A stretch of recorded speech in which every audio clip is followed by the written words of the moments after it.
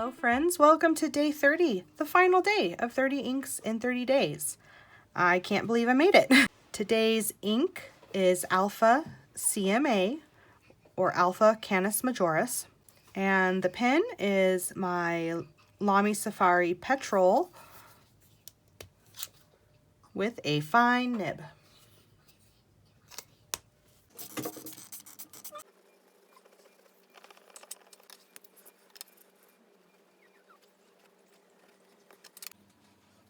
So Alpha CMA or Alpha Canis Majoris, also known as Sirius, the dog star, is the brightest star in our night sky.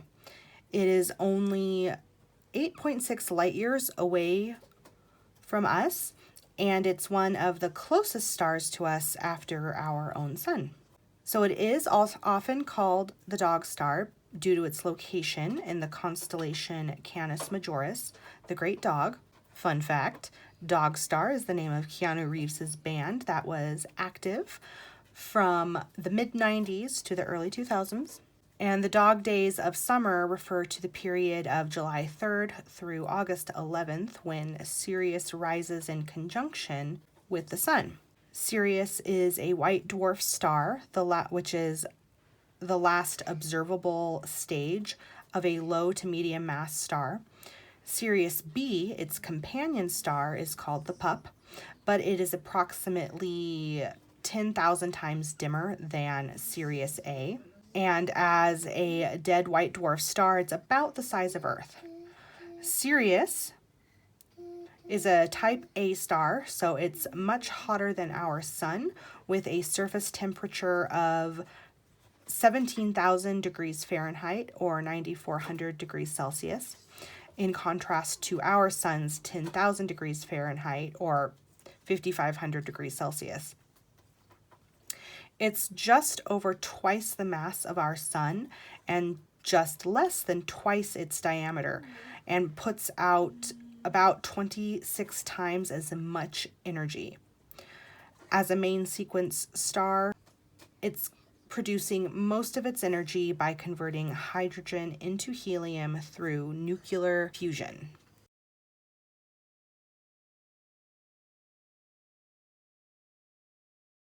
In ancient Egypt, the name Sirius signified its nature as scorching or sparkling. The star was associated with the Egyptian gods Osiris, Sopdet, and others. Ancient Egyptians noted that Sirius rose just before the sun each year, immediately prior to the annual flooding of the Nile River. Although the floods could bring destruction, they also brought new soil and new life. Osiris was an Egyptian god of life, death, fertility, and rebirth of plant life along the Nile. Sopdet, who might have an even closer association with the star Sirius, began as an agricultural deity in Egypt, also closely associated with the Nile. The Egyptian New Year was celebrated with a festival known as the Coming of Sopdet, and that is from an earthsky.org article. This is a very pretty shading blue.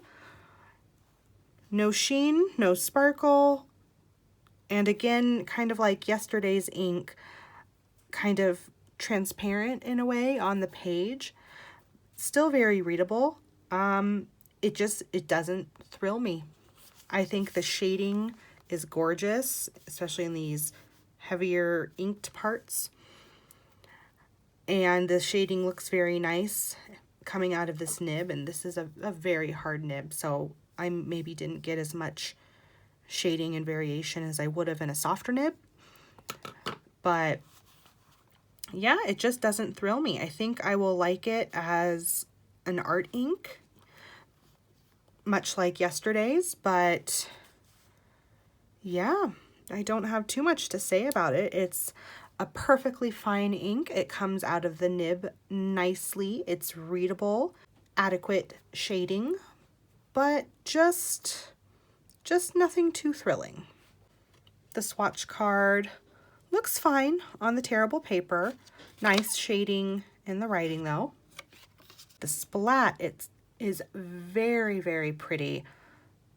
Goes up from this dusty blue to pink, a little bit of magenta here on the side. And then I don't know if you can see it in the irising out from the Q-tip here, but there looks like a very vibrant purple kind of on the edge of that iris. So what a beautiful chromatography. And I think, again, I think this will make a really, really neat art ink.